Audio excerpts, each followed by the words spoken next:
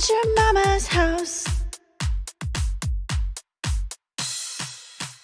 Hello, and welcome to Not Your Mama's House, a historical house podcast. I'm Mary Katherine. And hello, I'm Coco.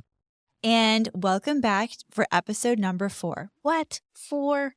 You left me out last week. Oh, you left yourself out. You went on vacation. I know. And left me and my sister to celebrate our birthdays by ourselves. I know, birthday orphans. Birthday I heard the podcast. I also am very familiar with the picture that now graces my family room. Your dictator family photo? Yeah, Kim Jong-un. Yes. Speaking of family photos, coming your way very soon is the picture of the littles from school. Oh, They are so cute. Oh, Yeah, I'm they really are excited. So cute. The company that did it is called Teddy Bear Portraits. And I'm giving them a shout out because every single picture they took of the girls is adorable. So Wow.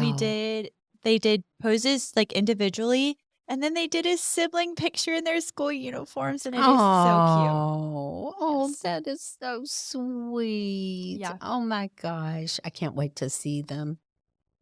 So, just to tell everyone a bit about our show, do you want to describe it? cute. Yes, we can co-describe it because I'm sure we'll have things to add on to each other's description. But True. this is a historical house podcast. So it's for anybody who loves history, who loves to hear about houses, and who loves to laugh a little bit. Also, we try to throw some comedy in. And we're not professionals, but we do this for fun because we're both home enthusiasts. And we're talking houses that are on a grand scale and from all over the world. And so, if you have an experience in one of these houses, have a suggestion for one of these houses, please write into us at our.roomies, ROOMIES, @gmail.com. Yes. And also a unique home. Yes. Oh. Not just grand, right? But unique. Something about it. Oh, I'd like to have something good haunted house. Yes, especially now that we are officially in October. That's right. Yeah.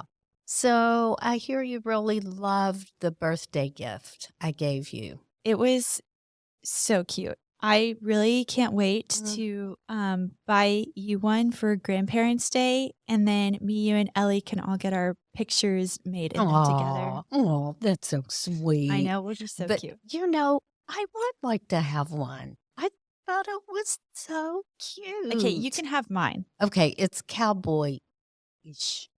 Do I look like a cowboy in my tennis outfit right now? Well, not in your tennis outfit, but you can get the cowboy groove going. Cowgirl groove going on pretty easy. I'm here for the boots. I'm here for the Wrangler jeans. Yeah. I'm here for the flannels. Don't forget the hat. Here for the hat. I only put them all together during the rodeo. What? Mm-hmm. Yeah. Other than that, it's just not my look. But man, a pair of Wrangler jeans, so comfy. Oh, with that crease. Oh, that crease has got to be perfect. Do you crease your jeans? Well, no, but I like it. I like to see men with that crease. I think they look really kind of cool, like cowboys type of All thing. right, I'm going to start telling Poppy to crease his jeans. Oh, no, that means I would have to do. So please don't tell him. Please don't tell him that. I just want to call out the face makeup today. So proud of you. Thank you. You look beautiful. Thank you. After I saw myself on the last podcast and I kind of scared myself, I'm like, well, let's put some makeup on. Let's put this lipstick on and see if, that reminds me, remember the joke of you can put lipstick on a pig and make it look good. Remember that? No. What was her name? The Alaskan, was she senator at one time? That was no, what'd she Sarah say? Palin, and she said, the only difference between a hockey mom and a bulldog, lipstick. Oh, there was something about a pig with lipstick. Well, anyway, I may have made that up. Well, I like it. No, thanks. You're welcome. Anyway, pigs do look good with lipstick. Raised on a farm. Well, What I think can I pigs look good say? with bronzer. Bronzer. Give them a little bit of a glow. Pig in a basket. What? I don't know. Okay. I don't know. I Speaking of suddenly baskets, switched to food. Okay. pigs in a blanket sound really good right Oh, now. true. But Ooh. I was going to say, But I do love pigs. They Not- are so sweet. Sorry. I like pork belly and ribs and Yeah. bacon. But I love those little things. They're smart and sweet.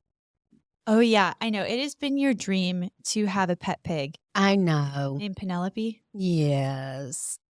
Or something like that. I don't know. Just a pet pig. But, hey, I've had pet everything else's. Why not a pet pig? Never say never. I know, right? Maybe Crazy. Santa will be really good to you this year. Okay, I'm just saying if Santa wants to be really good to me, jewelry is always the best. Diamonds. Okay, Okay, semi-precious stones. Diamond encrusted pig. Oh my gosh. That would be crazy. I could have a big pig pin. I like a pig brooch. Yeah, that's right. Pig earrings, all in diamonds. Please don't. Just please don't. Oh my gosh. Are you watching any good shows or anything? Reading any good books? Reading? Audibling any good books? Well, I did see the movie Reagan. Oh, you finally saw it. I'm telling you, it is spectacular. It really is. And it talks about how you've just got to see it. The beginning sets the stage so much for what we're talking about and seeing now in our society of, how communism was to take America from the inside out. I mean, that's been something known for quite some time. Marxism, that type of thing. And so he really defeated that. And it's just amazing. I really liked it. That's awesome. Yeah. I am watching your fave show, NCIS. Yes, I do love that. I remember when streaming was not a thing yet. Yeah. And you at Sam's Club, they had like 4 seasons of NCIS I know. on DVD. You're right. And you bought them and you would just binge them. I know. I was giddy for Gibbs. Yes. Play on words. I like it. Well, I think the best is one of my mom's friends has a framed picture of Mark Harmon that she kisses goodnight. Well, she claims she kisses goodnight. I know, every night. right? Isn't that hilarious? And she's like almost 90. Yeah. So Everybody she's got loves good Gibbs. taste.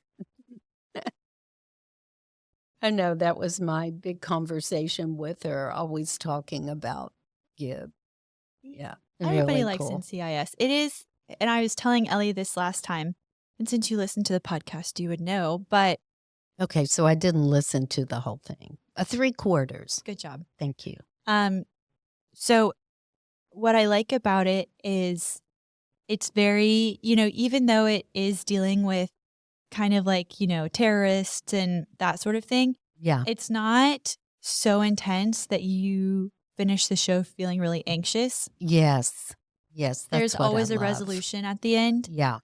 And even though there is like one like terrorist that got away towards the end of season 1, because I've only been through season 1, they do have a resolution for the other mystery that they're solving at the end of each episode. Oh, and so it's not like you need to keep watching, because you're on the edge of your seat. Yeah. It's just good, easy listening. I know. Watching. That's really what I love. I mean, you know how much I love Schitt's Creek at night. I just, that really, for whatever reason, relaxes. It's just so funny. Which is so funny because I could never get into Schitt's Creek. I don't know. I guess, yeah, it's just funny. Yes. The acting is good and everything, but it's just, I think when I watched it, I was so pregnant because it came out in 2020 and I was pregnant with Holland. and I it just like couldn't get into it. I don't Yeah. know. So maybe I need to revisit it. Yeah. It really is funny. I mean, it's so quirky. I Yeah. can't say it's really funny. It's just a very quirky show. Uh-huh. And that's probably why I like it. Another show that I'm watching is The Sand Job, the Top Gear spinoff Grand Tour. I haven't seen that one, and it came out like 2 years ago. Oh my I love gosh. anything Top Gear. I know. I love Top Gear. That is You know why That's a they car show for those of you that aren't familiar with it, and we're Yes, car enthusiasts as well. indeed. Yeah. Maybe we'll do a spinoff podcast, Not Your Mama's Ride. Not Talk about cars. Ooh, I would like that too. I know. You know, another great show is kind of a spin-off of that is Clarkson's Farm. Oh my gosh, so good. It is so good. I mean, the verbiage, there is some bad language, and he gets a little carried away. So, you know, you've got to be prepared for that. And I will have to say, although Schitt's Creek is a bit different at its approach, there's bad language at first, but then not a lot of bad language throughout. And that's one thing that really gets me about shows is like all the bad language. I'm Yeah. like, look, no. I just, Like they're doing it just to be provocative when any other it's annoying. word in the dictionary would have sufficed. Yeah. Mhm. It's just like annoying. Yeah. So anyway, that's Clarkson's Farm is great too. Yes. And you know what else is good?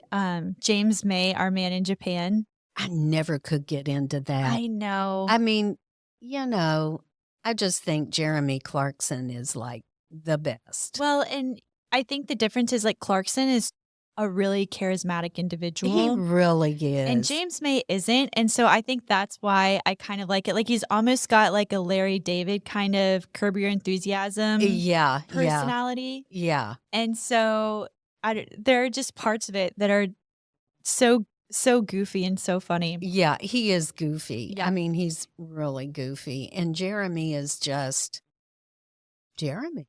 That's all you can say. One of a kind. He's one of a kind. He's always seems to make terrible investments in his farm. It is the funniest show.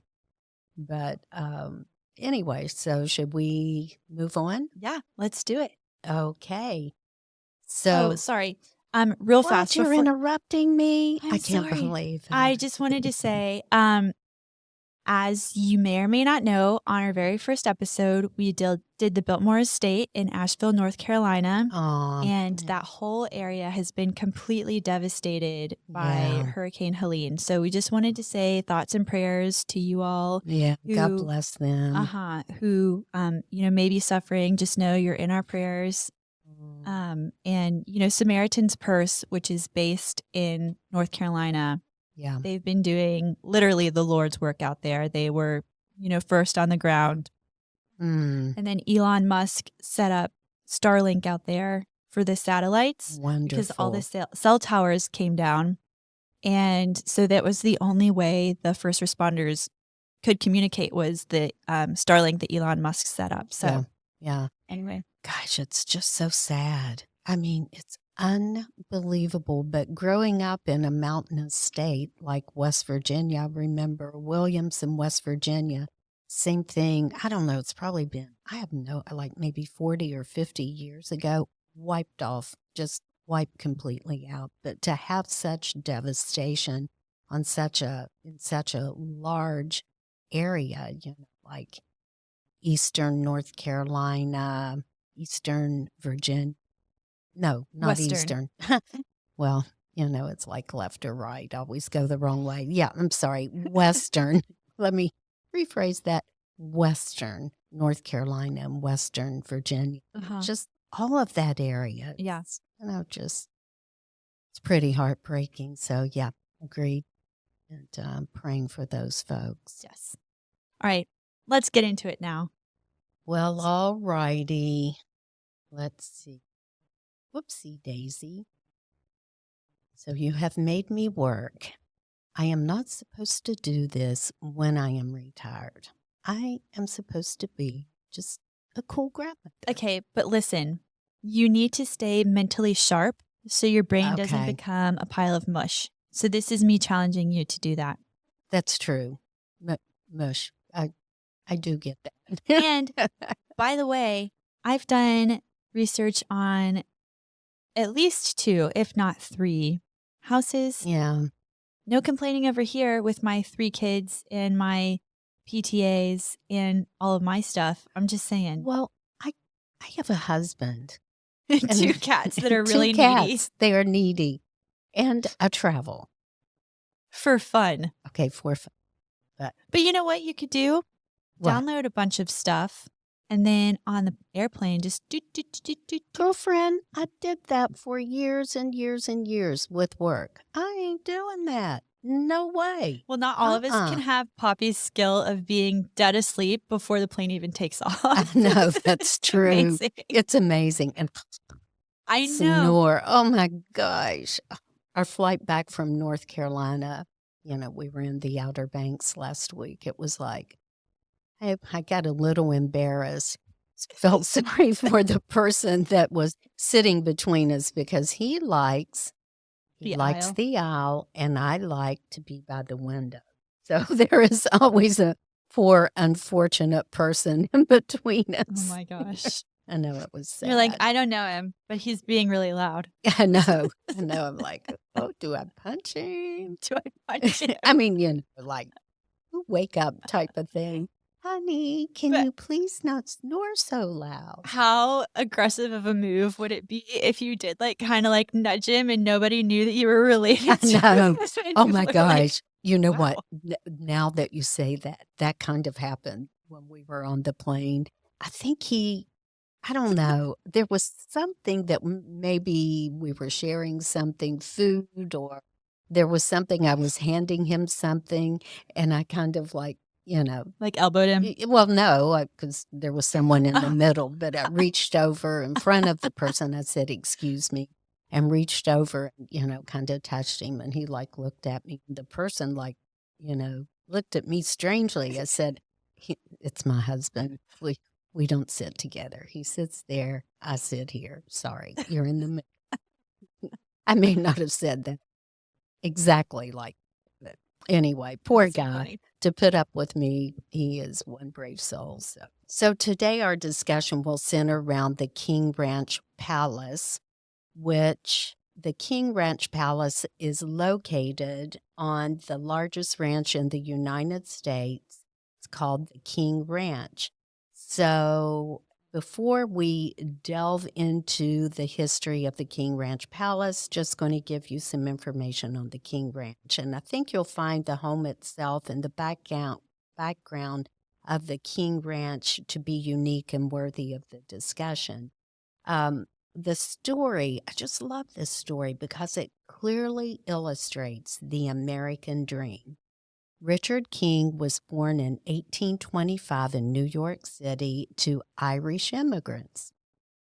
Given your second generation Irish, I know you can Maybe we're respect related. that. Were you a king or your grandparents a king? I don't know. Who knows? Maybe.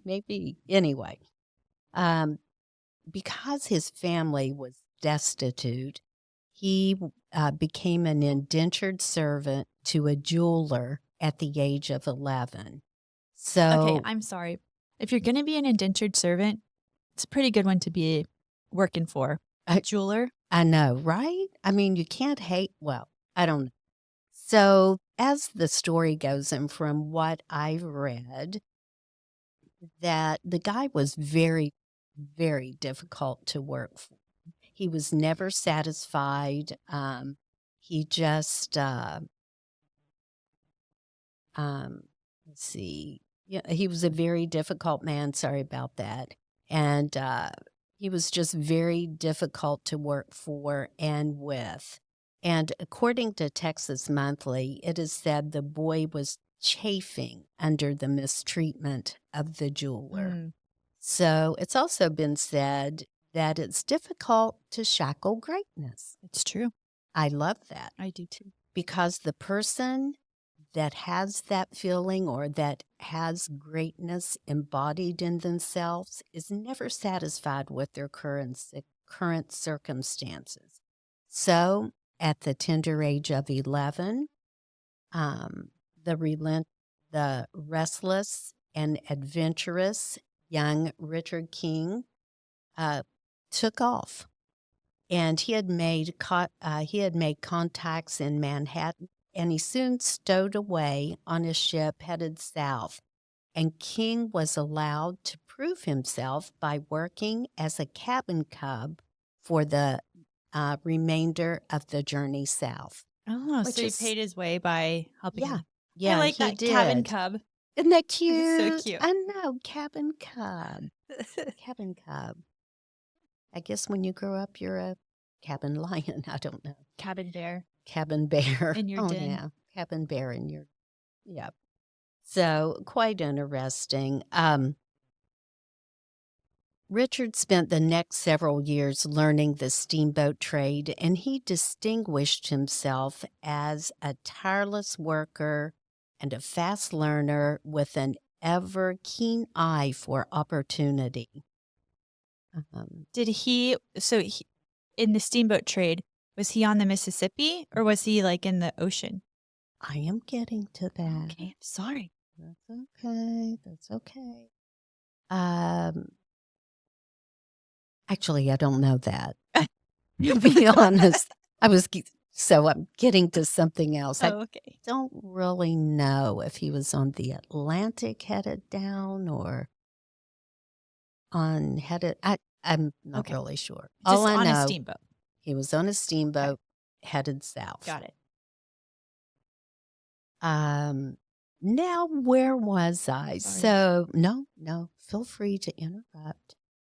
Feel free. So,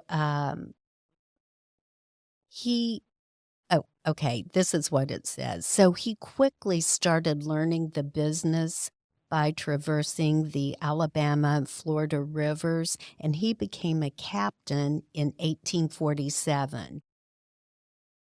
He moved to South Texas, and he founded a steamboat line along with a longtime friend, Mifflin Kennedy. They set up what is this guy's name? Okay, maybe it's Mifflin. Mifflin. Okay, well, maybe it's Mifflin. I don't know. I could have said that wrong. My bad. Captain Kennedy. Okay, Captain Mifflin, Mifflin. Not what you said. Oh, Okay, sorry. my bad. Oops. Oopsie daisy. Oopsie daisy. All right, Okay. Miffy for short. Miffy Kennedy. You know, they probably did call him Miff. I would. Anyway. Maybe his wife called him Miffy. Miffy, dear. You're so spiffy, Miffy. Maybe her name was Muffin, so it was Miffy and Muffy. Miffy and Muffy. Oh, my goodness. So they set up ports and began moving goods and people along the lower Rio Grande. And if you're not familiar with the Rio Grande, it's in South Texas. It divides Texas and Mexico, right? It divides Texas from Mexico. Were you just about to say that? No. Okay. So thank you. You're welcome. So back to my story. And in Spanish, that means big river. Oh, thank you. Thank you so much. So in the middle 19th century, Captain King traveled north from the Rio Grande to Corpus Christi, Texas. So he traversed the region at the time known as the Wild Horse Desert, which I thought was interesting. That's cool. Yeah. He was captivated by the beauty of cool, refreshing waters of the Santa Gratuitous Creek. And I just want you to know that is how you pronounce it because I looked it up. Oh. So I got that one right. Good job. Thank you. He saw the abundant wildlife And though it would be a good place and thought it would be a good place for domestic stock. So the king's vision for a great cattle ranch began to take shape. In 1853, Captain King purchased, get this, 15,500 acres of a creek-fed oasis in the Wild Horse Desert of South Texas. And if you haven't been to South Texas, it's pretty much a desert, and it is very hot. And it's what you think of when you think of the Wild West and tumbleweeds, right? It sure is, yes. Who did he purchase it from? The King of England? Supposed to know. I don't know. You're supposed to do the research. I did. I didn't know I needed to know. Okay, I'm sorry. I'm just giving a background. I got you. Thank you. All these hard Well, questions. you can just say the government. It could be okay. The Indian government. It From could be the government. There you go. Thank you. Can I get on now with my story? Yes, you can. Thank you. So as I was saying, 15,500 acres of a creek-fed oasis in the Wild Horse Desert of South Texas. So based upon what I've read, Richard King married Henrietta Marie Morse Chamberlain in 1854, and she was the daughter of a Presbyterian minister from the Eastern Seaboard and an extreme conservative in her beliefs. The story continues. The King Ranch itself is definitely worth a podcast. Yes. Because it is so interesting, such as the Civil War years found the resourceful Captain King thriving in his own steamboat business by running a Union blockade, but his longtime vision was the new ranch he was building. So while he was running his steamboats, Henrietta played an important part in the development of the daily activities and the development of the new ranch. So did they, when he bought the land, did they immediately put... From the government. Yes. Did they immediately put cattle on it, or did that come later? I don't know. I don't know. I didn't know you were going to ask all these hard questions. I was just doing some research. Gosh, I don't know. Okay. I'm going to say from the government. It's my standard answer, from the government. Oh my gosh. Okay, where was I?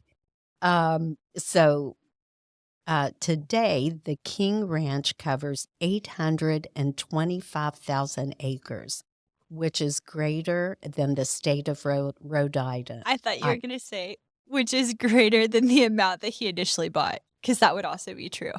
Which is greater than the... that would be true, but yeah. 825,000 acres. So over the course of 160 years, the King Ranch has led some of the very first cattle drives, developed the Santa gratuitous and Santa Cruz breeds of cattle, bred the finest quarter horses, and produced champion thoroughbreds, all under its running, iconic W brand. And the really fancy version of Ford trucks is the King Ranch. Oh, and they are nice. They are nice. They're very nice. So now on to the infamous King Ranch Palace. And I don't know how they got that name. That's what you were going to ask. No, I was going to say, do you want me to tell you my experience with King Ranch? I would love that. Okay. So back in the day when I was but a young engineer, we got a call that we needed to quote repairs on a bunch of equipment that was coming from a refinery that caught on fire. It was a refinery that was down by the King Ranch, and so they just called it the King Ranch Refinery.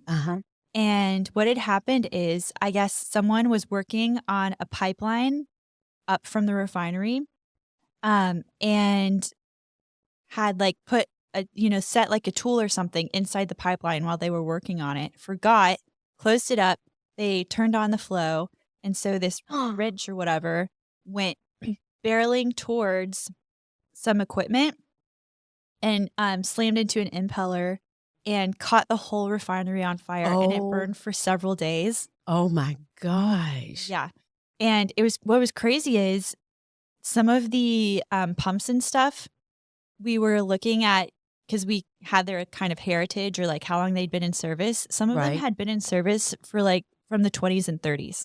Oh my goodness. And yeah, because they were just cast iron and, last forever. But the impeller that this wrench or whatever tool it was slammed into Uh-huh. basically looked like a black dinner plate. Like, it was completely flat from from the velocity of that tool slamming into Wow. it. Oh my Yes. goodness. So That's crazy. that's when I learned where the King Ranch was. Wow. I remember just driving through South Texas and seeing the signs, King Ranch, you're entering Yeah. the King Ranch. And I didn't really get it at the time because we were kind of new to Texas. Uh-huh. We've only been here, 27 years, Oh, 28 years. only. I know, only 20. Actually, it's probably, well, anyway, it's been a long time. So I do have a little bit more about the King Ranch. So I'll just go ahead and tell you this now. As I was looking at all of the information, it said for Texans um, who come to the King Ranch, it's a trip that is almost like a pilgrim, meaning a must see because of its long tie to Texas heritage. I mean, it's like the Alamo or the Capitol. Um, Really, just super interesting. The main house was built in 1915 in our state's most famous residence. It's housed the King family for 7 generations. And the King family still owns the King Ranch, right? That's right, they sure do. So, back to the King Ranch Palace. So, after Captain King started his cow camp in 1853, he and his new bride, Henrietta, lived, this is crazy, in an adobe hut that was so small she had to hang her pots and pans outside.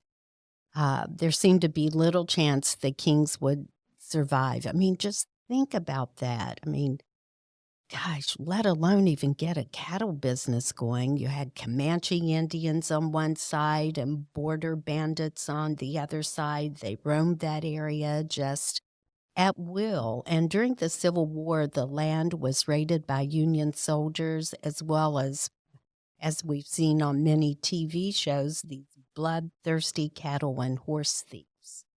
So, what I found to be of interest is not only did they survive, but they continued to buy more land. And as the ranch grew, Richard and Henrietta built a 5-room prairie style house, and later on, the King Ranch Palace, which was a 3-story Victorian home.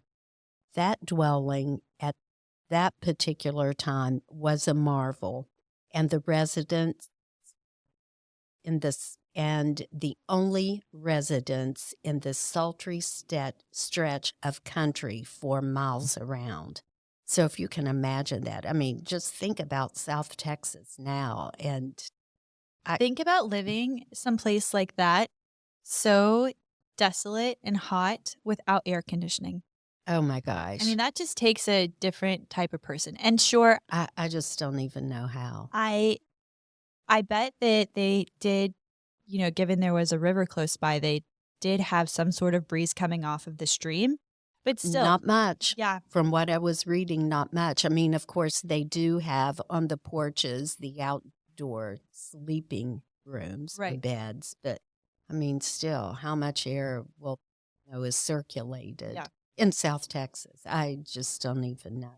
Especially being a little Eastern girl, from the Oh, Eastern yes. seaboard, northeastern New Henrietta. York. Yeah, Henrietta. Whew.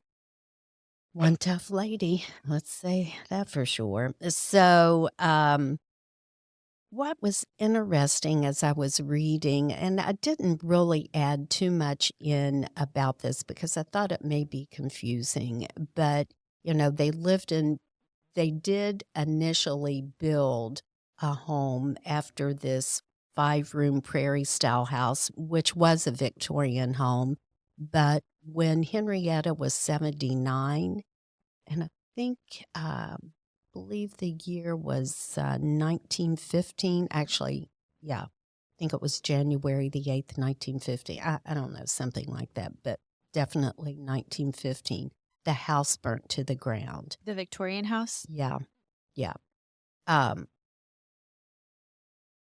right, the Victorian house. And she just bucked up, cowgirled up, and said, you know what? We'll rebuild.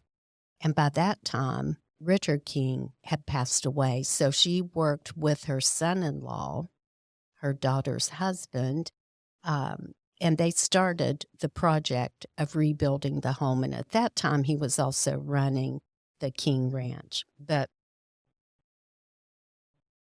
the front entrance to the King Ranch's 27-room, 37,000 square foot main house. And remember, this is back in 1915, right? Yeah. With its stucco walls, red tile roof, Italian style carved friezes, and French columns, has been described as a wedding cake feast to the eye. And they say it's just as beautiful today.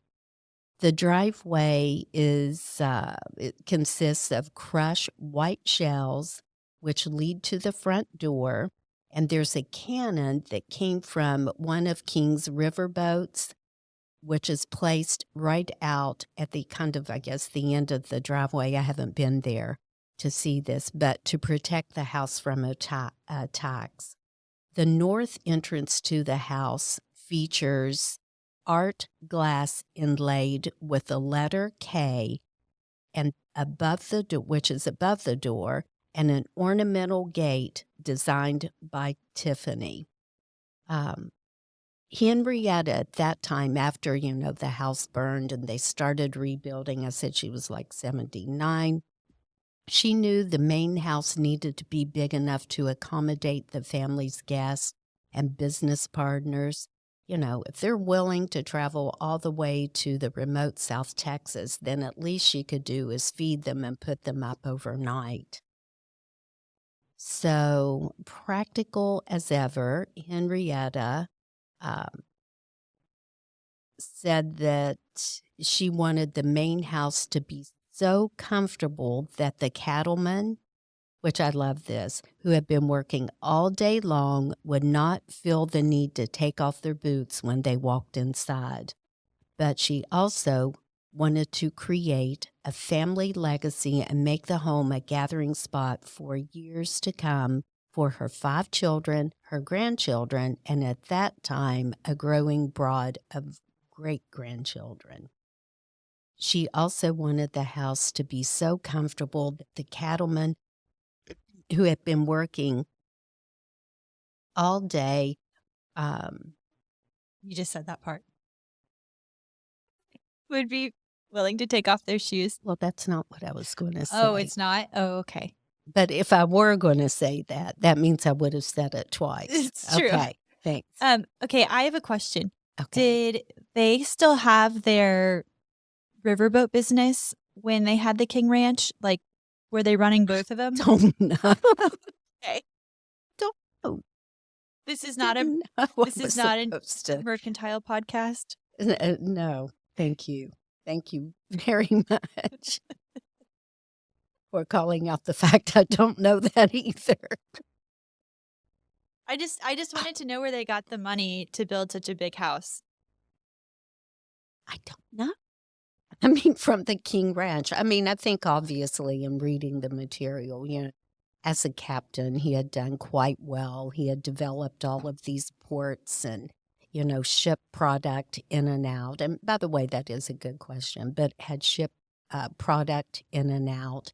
So obviously had, a strong business from that end of the trade as well. It's really kind of cool to think that he was working on his part of the business, the shipping, and then Henrietta was, doing their dream, developing their ranch. I think that's really cool. Yeah, for sure. What else are you going to ask me that I don't? Well, I mean, I do know that they did introduce cattle That's at right. some point, Yeah. and that's where a lot of their money came from too. Yeah. So that's why I was asking. I didn't know if Captain King sold the shipping business, and because it was successful, they got a lot of money there. Yeah.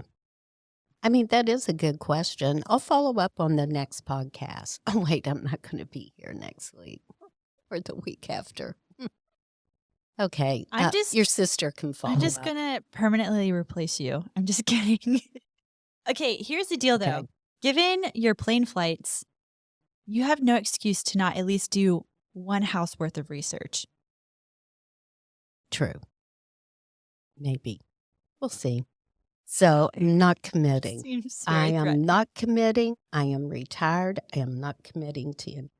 I thought this was interesting. It is interesting. I did a lot of work. You've done amazing. Okay, well, I can't wait to hear the rest. Okay, well, thank you. So the architects chosen for the job were Carl and Carlton Adams. Wait, their names were Carl and Carlton? Yes, it was an uncle and nephew team from San Antonio. Oh, that's cool. I thought that was cool. Yeah. And we have a member of our family with a last name Adams. So I think that's really cool, too. Yes. The team presented a sketch of a home that looked like a Casa Grande found at a Mexican hacienda, a mammoth villa built to stand in the florid light of a hot southern sun. One person wrote they envisioned a large interior courtyard, meaning Carl and Carlton, as they were doing the drawings, overflowing with tropical plants. And they wanted long, wide hallways and plenty of windows to pull in whatever breeze they could be found. So Henrietta had her son-in-law go ahead and have them do up the plans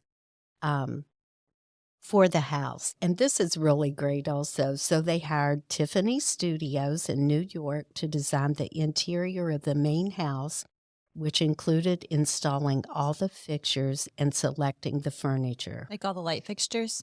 Yes, all the fixtures in general. So we'll hear a bit more about that. They asked Tiffany Studio to build a table for the dining room that would seat 50. What? Yep. They commissioned an artist whose name has been lost to history to produce a gigantic painting of the Alamo, which is nearly 6 feet tall and 8 feet wide. That is enormous. Oh, that's really sad, though. Remember the Alamo? And then they forgot the little guy's name.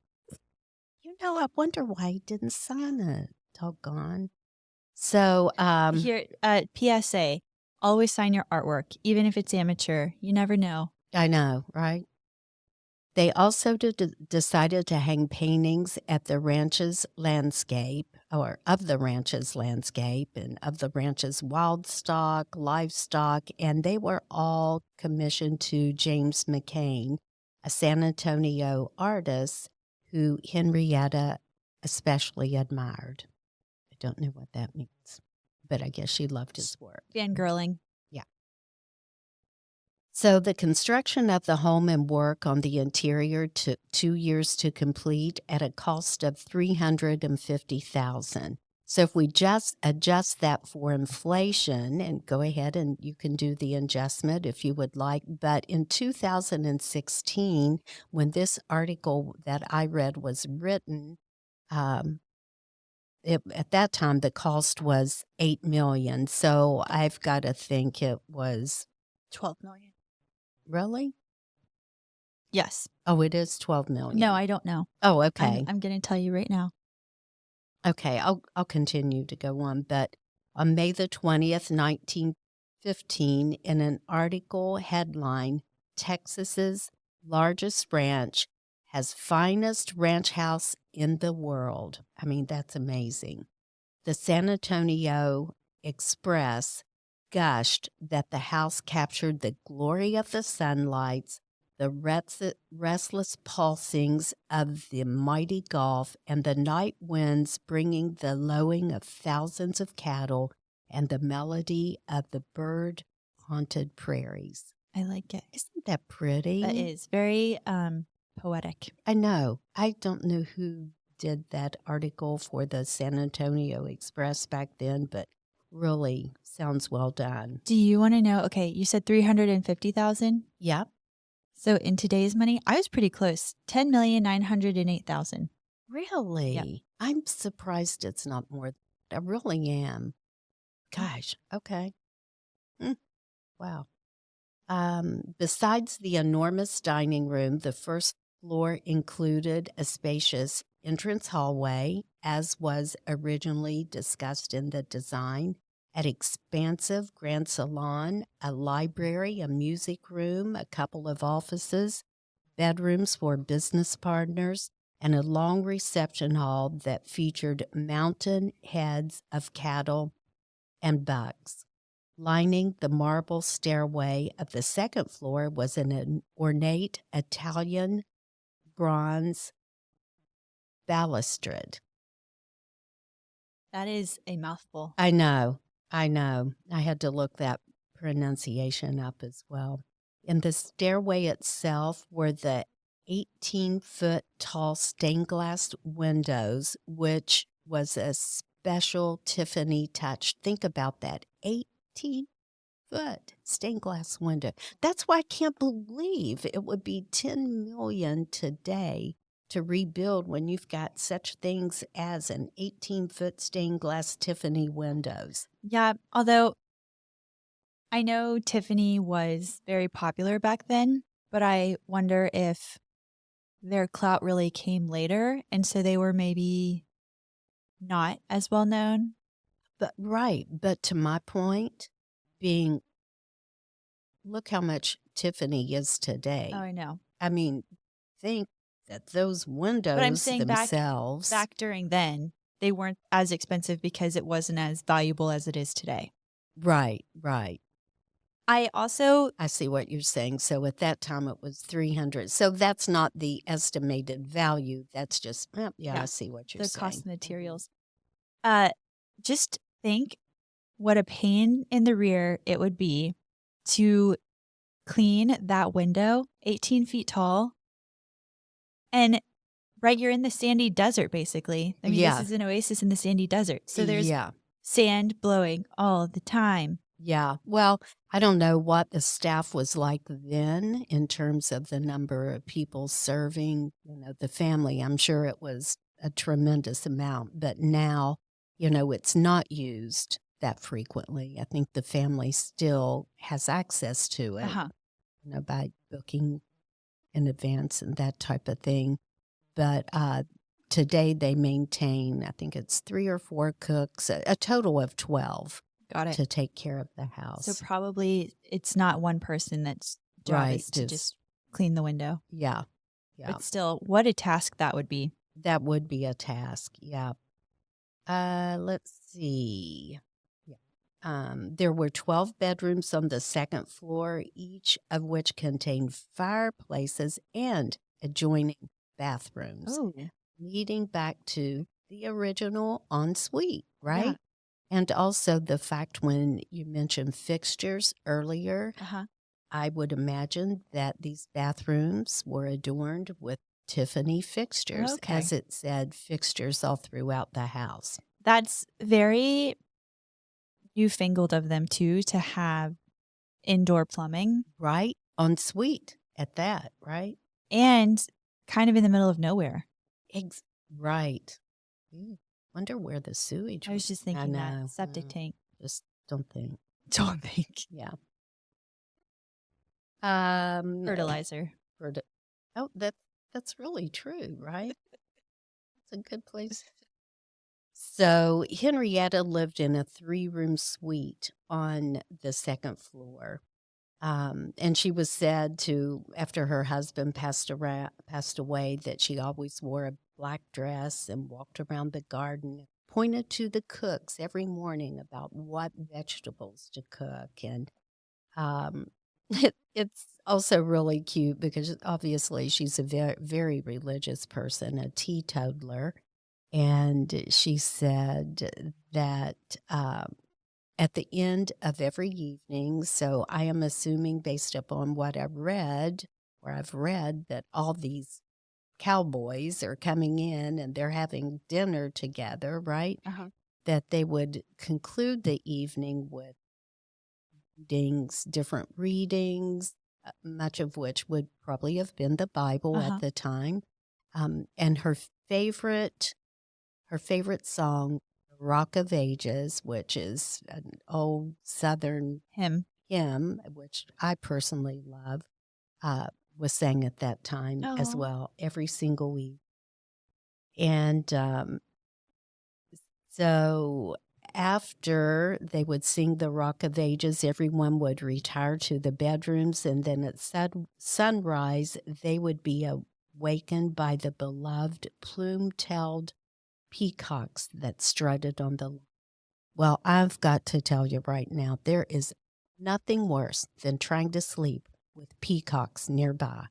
You know from I experience. know from experience. It absolutely, a hotel in San Antonio had peacocks. I wanted to wring those peacocks' necks. And then I had forgotten that they had these peacocks because I would go there periodically, and I kept on booking the same place. I'm like, what? It was the most frustrating thing ever. Was it at least a nice hotel? It was. It was nice. That's good. It was nice, which probably was. I mean, it was like a 4-star. It wasn't a 5-star, but hey, I was working. It would have been a 5-star had the peacocks not been there. They were so annoying. Oh my! Could you like feed them and stuff? I don't know. I just wanted to wring their necks. I mean, they're beautiful, but they'd roost in the trees right outside of the room. Oh. So now there was a place in New Mexico in Albuquerque, and it said beautiful peacocks strutting around. This is a hotel as well, or I think it was. I'm not sure. Maybe it was a bed and breakfast. But anyway, I called them and I said, "So let me just ask you, where are these peacocks and what do they do? Because I do not want to be around those things." So did you stay there? I did. It was magnificent. Oh, so they had their peacocks contained. They do. They put them up at night, away from all the sleep. So, just in conclusion, that this is a magnificent home, a magnificent piece of property, just a Texas icon. And so the palace is the main house. Right. But there are several other smaller houses. There are smaller homes of which members of the family lived in and live in now. And that would, that'll be my next kind of follow-up to this, to see if I can find out what homes are there besides this amazing palace. But there definitely are other homes. And you said that the palace was 3 stories?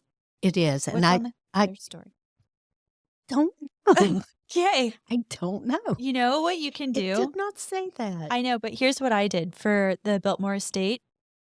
I Googled Biltmore Estate floor plan. And then from that, I was able to see what was on all the floors. Okay. I've got a feeling I'm getting called out here for not doing my job. And you're still complaining. You know what? It's okay. It's your first big girl one. So I'm really proud Not of really, but okay, thanks. It is, because we kind of tag teamed the Greenbrier together. That's true. That's true. So good job. Well, thank you. Anything else? No, I think that's basically it. Does a king ranch, I think they do some sort of You're going to ask me another question. Don't ask. Okay, let's talk about the peacocks again. something you know. Something I know Well, about. I was just gonna say, doesn't the King Ranch have several don't they work with several universities and stuff on their agriculture program? I'm going to go with yes on Okay. But you didn't read it. Okay. I mean I've read a lot of stuff, but, Well, are there any other fun facts? um, well, Ooh, is there a swimming pool? there is a swimming pool. How many? Just one? Yes, just one. And I don't know if they had a swimming pool at I doubt if they had a swimming pool at that particular time, but now they do. And the main house was updated, I think in the 80s. So, now they have air conditioning, they have They didn't have Wi-Fi. air conditioning till the 80s? I think it was in the 80s. Or that's when it was updated. Yeah. So I don't know if they had it. The articles that I read didn't really call that out, but they did say that it had been updated. Yeah, it was in the eight. Um, And recently, didn't they do like a restoration where they put a lot of stuff back to what it that's right. It looked was like? in the late 80s. They did the late 80s when the family members agreed to redo the wiring and plumbing, and they also decided to restore much of the interior house, doing what they could to recreate its original appearance. So they had the family hired a company to scrape away all the wallpaper and the coats of paints that had been added to the walls since 1915. The oil paintings were touched up, and all the Tiffany stained glass windows that had been cracked were replaced. And this one guy, his name's Tio, he's one of the grandsons. He said one of those broken pieces that he still has, and it's a constant reminder to do the right thing and always tell the truth. Oh, Yeah. that. And were a lot of the walls in the King Ranch, because you said the outside is stucco, so were they plaster? Like, Yeah. Yeah. It says the front hall on the first floor features archways and columns and marble floors and Tiffany designed chandelier. It has a 60-foot runner on the floor, which was made of made in a saddle blanket design by King Ranch master Mr. Garcia. And this article's like, yeah, there's no telling what it will look like 162 years from now. But it certainly is an amazing piece of property. I guess that they've talked about selling some of the ranch land off that butts up against Corpus Christi to residential real estate. But there really hasn't been, I don't know if in fact that has taken place at the time this article was written, was being discussed. Also, discussions at this time talked about purchasing the state or the state's second largest ranch, which is 520 acres. It's the Wagner Ranch in Wichita Falls. wait, 520 or 520,000? Sorry, 520,000 Got it. acres. Yeah. So then they decided not to buy it at that particular time.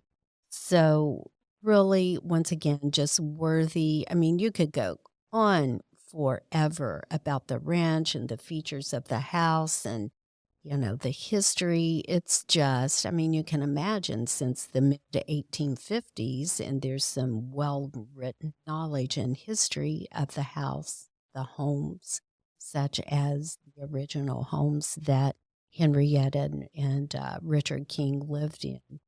You could go on forever. Yeah, that's awesome.